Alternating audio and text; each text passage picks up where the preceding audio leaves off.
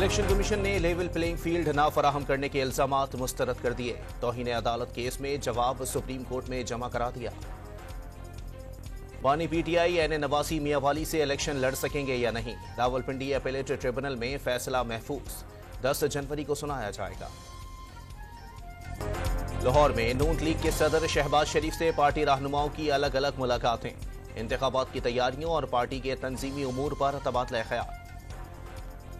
हरिपुर में हजारा मोटरवे पर तेज रफ्तार कोच वैन से टकरा गई, 8 अफराद जाँ बहक, 25 जख्मी।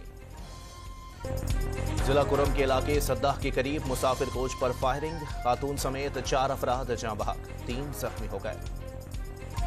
कश्मीर इंडस हाईवे से अगवा होने वाले 6 मुखबियों के अहले खाना और ड्राइवर्स का धरना, सड़क ब्लॉक कर दी।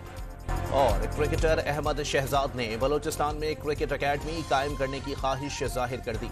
वजीर इत्तलात जान चकजई के साथ प्रेस कॉन्फ्रेंस, सूबे के नौजवानों को आगे लाने का आज़म।